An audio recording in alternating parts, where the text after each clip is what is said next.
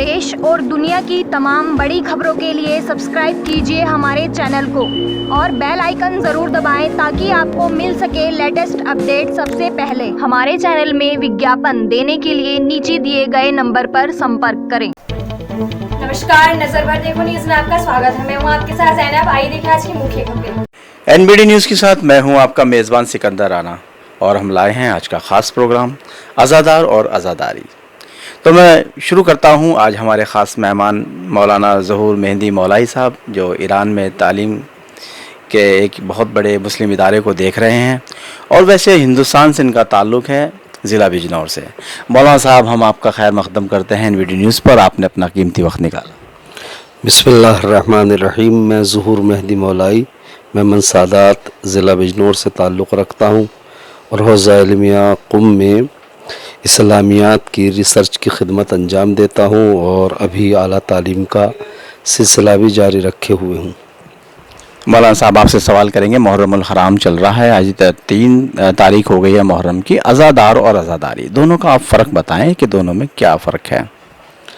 अज़ादारी का ताल्लुक़ इमाम हुसैन अलैहिस्सलातु वस्सलाम की मज़लूमाना शहादत से है, चूँकि आपने जुल्म के ख़िलाफ़ और फ़राड फसाद फितने के ख़िलाफ़ जो क़याम किया है, तो उसके लिए आपको बहुत बड़ी क़ुरबानी देना पड़ी है। चूँकि आपके मुकाबले में कोई 2-4 अफराद नहीं थे जो जुल्म ढा रहे हों या इंसानियत के अक़दार को बर्बाद करना चाहते हूँ, बल्कि पूरी हुकूमत, ज़ालिम और गासिब हुकूमत आपके मद्दे मुकाबिल थी। लिहाजा आपका एक पूरी ज़ालिम हुकूमत के मुकाबले में तन्हा उठना, यह हमें बहुत बड़ा दर्स देता है कि हमें जुल्म को बर्दाश्त नहीं करना चाहिए। चूँकि अगर 2-4 अफराद भी ज़ालिम होते हैं और उनके जुल्म पे खामोशी इख्तियार की जाती है, तो फिर ज़ालिमों की तादाद में इजाफ़ा हो जाता है। चजाई कि एक पूरी हुकूमत ज़ालिम हो, उसके मुकाबले में अगर सारे लोग खामोश हो जाएं तो फिर ये जुल्म का चलन आम हो जाता है और इंसानों का अमन व अमान गारत हो जाता है। उसूलन तो सन 60 हिजरी में यजीद जैसे ज़ालिम जाबिर और इंसानी दरिंदे के ख़िलाफ़ तमाम लोगों को उठना चाहिए था, लेकिन तमाम लोगों ने अपनी ज़िम्मेदारी का एहसास नहीं किया और फ़कत इमाम हुसैन अलैहिस्सलातु वस्सलाम जुल्म तशद्दुद के ख़िलाफ़ उठे। नतीजा ये हुआ कि आपने अपना वतन छोड़ा, अपने बच्चों को साथ लिया, अपनी औरतों को साथ लिया, अपने जवानों को साथ लिया। ज़्यादातर तादाद आपके घर वालों की थी, आपके बच्चों की थी। फिर कुछ लोगों को आपने मुतवज्जे किया, अगर ये जुल्म का सिलसिला इंसानियत के ख़िलाफ़ इसी तरह से बढ़ता रहेगा तो इंसान नहीं रह जाएंगे बल्कि दरिंदों में तब्दील हो जाएंगे। तो आपने ये एहसास दिलाया मदीने से लेके मक्के तक, मक्के से लेके करबला तक, और कुछ लोगों ने ये महसूस किया तो आपके साथ हो गए। इस तरह से आपके साथ आने वालों की तादाद 72 हो जाती है या ज़्यादा से ज़्यादा तादाद 200 तक पहुंच जाती है। मशहूर 72 है और वो लोग सब जुल्म के मुकाबले में उठ खड़े होते हैं। अच्छा, आपसे सवाल करेंगे कि 72 आप बता रहे, जो उन्हीं के अहले ख़ानदान के लोग थे, और उन्हें कत्ल करने वाले कौन लोग थे? क्या वो शिया हज़रात थे या वो अहले सुन्नत थे? मैं आपसे अर्ज़ करना चाहूँगा, इमाम हुसैन अलैहिस्सलातु वस्सलाम के साथ अपने अज़ा व अक़ारिब के अलावा दूसरे मज़ाहिब के लोग भी थे। जैसे वहब कल्बी ईसाई थे, उन्होंने महसूस किया कि इमाम हुसैन अलैहिस्सलातु वस्सलाम जो उठे हैं वो दीन की भलाई के लिए उठे, इंसानियत की भलाई के लिए उठे। इस्लाम भी उसी दीन का नाम है जो पूरी इंसानी कदरों को महफूज करना चाहता है। इंसानियत महफूज नहीं होती चूँकि बहुत से दरिंदे इंसानों में पैदा हो जाते हैं। इंसानियत को बाकायदा बाकी रखने के लिए इस्लाम ने बहुत। मौलाना साहब, सवाल हमारे नाज़रीन का है कि वो लोग कौन थे? क्या वो सुन्नी थे या? जी, अर्ज़ करता हूँ।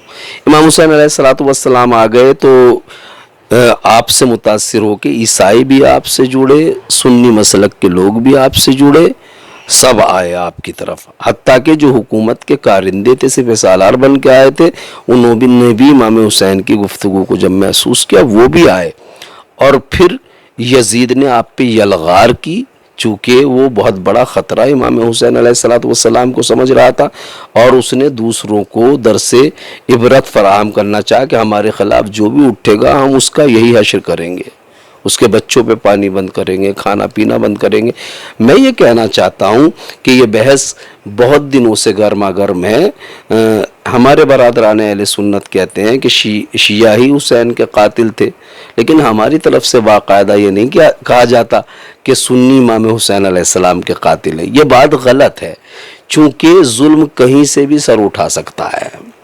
جب کوئی مسلمان ظلم پہ آمادہ ہو جاتا ہے، دین کی مخالفت پہ آمادہ ہو جاتا ہے، اور ایک معصوم اور بے گناہ امام کے مقابلے پہ کھڑا ہو جاتا ہے، تو سنی اور شیعوں کے نزدیک وہ دائرہ اسلام سے خارج ہو جاتا ہے۔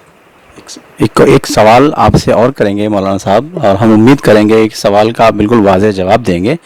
تو مولانا صاحب، آپ نے یزید کا نام لیا، یزید کون سے دین کا پیروکار تھا یہ بھی ہم آپ سے جاننا چاہیں گے، اور اس سے پہلے یہ سوال لیتے ہیں کہ نیا مسلک، نیا فرقہ بنانے کی ضرورت کیا تھی؟ شیعہ مذہب کیوں بنا، اور اس کے پیچھے کی کیا قوات رہی؟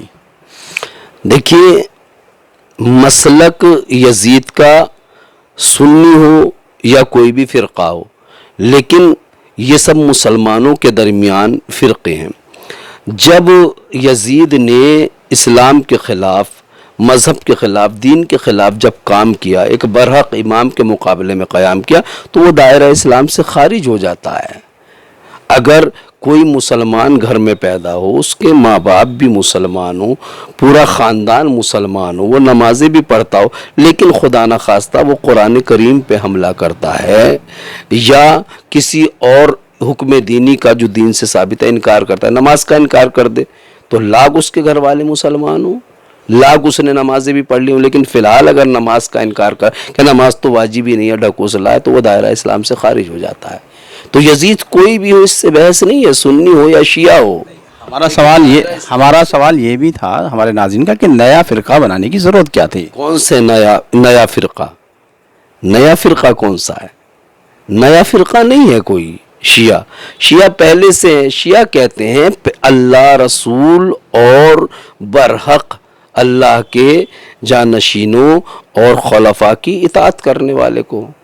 خود اہل سنت یہ کہتے ہیں کہ ہم بھی شیعہ ہیں، پیغمبر کی حدیثیں موجود ہیں، صرف یہ لفظی فرق ہے۔ ہر سنی شیعہ ہے، اور شیعہ تو شیعہ ہے ہی، یعنی ایک مسلمان تو ایک عام نام ہے دین کے اعتبار سے۔ جو مسلمان اللہ، رسول، قرآن اور اہل بیت کی پیروی کرتا ہے وہ شیعہ ہے۔ عربی میں کہتے ہیں شیعہ یعنی پیروی کرنے والا۔ دیکھیے، کربلا میں امام حسین کے شیعہ بھی تھے اور یزید کے شیعہ بھی تھے۔ مولا علی کے دور میں مولا علی کے شیعہ بھی تھے، معاویہ کے شیعہ بھی تھے۔ ان میں دونوں میں کیا فرق ہے؟ جو مولا علی کی پیروی کر رہے ہیں وہ مولا علی کے شیعہ کہلا رہے ہیں، جو معاویہ کی پیروی کر رہے ہیں وہ معاویہ کے شیعہ کہلا رہے ہیں۔ اس میں تو کوئی حرج کی بات نہیں ہے۔ جو بھی جس کی پیروی کرتا ہے وہ اسی کا شیعہ ہوتا ہے۔ شیعہ کوئی ایسا لفظ نہیں ہے۔ حضرت ابراہیم علیہ السلام کو کہا گیا ہے اِنَّ مِن شِیعَتِی ابراہیم۔ ابراہیم حضرت نوح کے شیعوں میں سے تھے، یعنی جو دین حضرت نوح کا تھا وہی دین حضرت ابراہیم کا تھا، اسی دین کی پیروی کرتے تھے۔ تو یہ تفرقہ کیوں؟ تفرقہ تو ہو ہی جاتا ہے۔ تفرقے سے یہ پتہ نہیں چلتا کہ مثلا ہم الگ الگ ہیں، لوگ اسی تناظر میں تھوڑے سے اختلاف کو بڑا کر کے دیکھنے لگتے ہیں، جبکہ ہمیں ایسا نہیں کرنا چاہیے۔ دیکھیے، اختلاف کی جہاں تک بات ہے، اختلاف ایک گھر میں بھی ہو جاتا ہے۔ ایک ماں باپ سے پیدا ہونے والے دو بھائیوں میں جو ایک ماں کا دودھ پیتے ہوں اور ایک باپ کی نسل سے ہوں، اختلاف ان میں بھی ہو جاتا ہے۔ اب یہ اپنے سلیقے کی بات ہے کہ اس اختلاف کو اپنے مفادات کی خاطر چاہے ہم بڑا کر دیں یا اس اختلاف کو اسی حد میں رہنے دیں اور ایک دوسرے کے کاندھے سے کاندھا ملا کے چلیں اور دیکھیں کہ وقت کی مصلحت کیا ہے، ہمارا دشمن ہم سے کیسے، ہمارا کس طرح سے مس یوز کرنا چاہتا ہے۔ تو یہ مصلحتیں ہوتی ہیں، فرقے بنے ہیں، دوسرے مذاہب میں بھی فرقے ہیں، لیکن یہ اسلام کی دین نہیں ہے۔ اسلام تو سب کو اللہ، رسول اور اہل بیت کی طرف بلانا چاہتا ہے، یہ اپنے سلیقوں سے فرقے بنائے گئے ہیں۔ لہذا فرقہ بندی اچھی چیز نہیں ہے، اور بن گئے ہیں تو جس طرح سے ہم سارے انسان ایک اللہ کو مانتے ہیں، اللہ ہمارا خالق و مالک ہے، سب الگ الگ دین ہونے کے باوجود بھی ہم ایک دوسرے سے شانہ ملا کے چل سکتے ہیں، چونکہ سب انسان ہیں اور سب کو انسانیت کا لحاظ رکھنا ہے، پاس رکھنا ہے، اور اس کا ادب کرنا ہے، ایک دوسرے کا احترام کرنا ہے۔ بالکل مولانا ظہور مہدی صاحب بتا رہے تھے کہ انسانیت کا ہمیں خیال رکھنا ہے، لیکن مولانا ظہور مہدی صاحب جہاں آپ انسانیت کی بات کرتے ہیں وہاں ایک سوال اور ذہن میں کھٹکتا ہے کہ آپ گریہ داری کرتے ہیں تو سنی حضرات کیوں گریہ داری میں آپ کا ساتھ نہیں دیتے، اور آپ اس منظر کو کیوں بار بار دہراتے ہیں کہ یزید کی ہوئی غلطی کو جلوس کی شکل میں نکالنا اور علم لے کے جانا اور ان کے اہل خاندان کی بالکل ان کی درس پہ چلنا اور یہ دکھانا کہ ہوا تھا کیا اور کیا ان کے ساتھ زیادتی ہوئی، ظلم کتنا بڑا ہوا، اس منظر کو دوبارہ سے آپ دہراتے ہو، تو آپ یزید کے جو خلاف کھڑے ہیں، یزید کے اس کام کے خلاف تو سنی لوگ بھی کھڑے ہیں، لیکن پوری حقیقت کیا ہے، اس کام کے کرنے کا مقصد کیا ہے جلوس والے کام کے؟ جی دیکھیے، ایسا نہیں ہے کہ سن 60 ہجری میں ظلم ہوا اور اس کے بعد رک گیا ہو۔ ظلم اور یزیدیت کا سلسلہ آج بھی جاری ہے۔ حسینیت اور یزیدیت دو افراد کا نام نہیں ہے، ایک فکر کا نام ہے۔ ایک حق والی فکر ہے، حق والی نہ کیا جائے، دوسرا ہے کہ ظلم کیا جائے۔ اگر یزیدیت نہ ہو تو آج ہمیں، اگر ظلم نہ ہو، ستم نہ ہو، انسانیت کے خلاف جد و جہد نہ ہو تو ہمیں نہیں کرنا چاہیے۔ ہم یاد دلاتے ہیں کہ ظلم زمانے میں عام ہو چکا ہے، تو حسین کی طرح سے ہمیں اٹھنا چاہیے، ظلم کا مقابلہ کرنا چاہیے۔ دیکھیے فلسطین میں کیا ہو رہا ہے، کیا فلسطینیوں کو اس دنیا میں جینے کا حق نہیں ہے؟ ان کو اپنے ارمان پورے کرنے کا حق نہیں ہے؟ افغانستان میں کیا ہو رہا ہے، کتنا انسانوں کو بھیڑ بکریوں کی طرح سے کاٹا جا رہا ہے۔ اس دنیا میں شیر کی حفاظت کی جاتی ہے کہ اس کی نسل منقطع نہ ہونے پائے، چیتوں کی حفاظت کی جاتی ہے۔ آپ بندروں کو نہیں مار سکتے، آپ بلیوں کو نہیں مار سکتے کہ ان کی حتیٰ کہ جرمانہ لگایا جا رہا ہے۔ آپ واقف ہیں نا، جانوروں کی کتنی حفاظت کی جاتی ہے، پرندوں کی کتنی حفاظت کی جاتی ہے، لیکن انسانوں کا خون زمین پہ ایسے ہی بہتا رہتا ہے، پانی کی طرح، گاجر مولی کی طرح انہیں کاٹا جاتا ہے۔ تو ایسے میں کیا ظلم کو نہیں روکنا چاہیے؟ یزیدیت اسی کا نام ہے۔ یزید مر چکا ہے، وہ ظالم تھا، لیکن یزیدیت نہیں مری ہے۔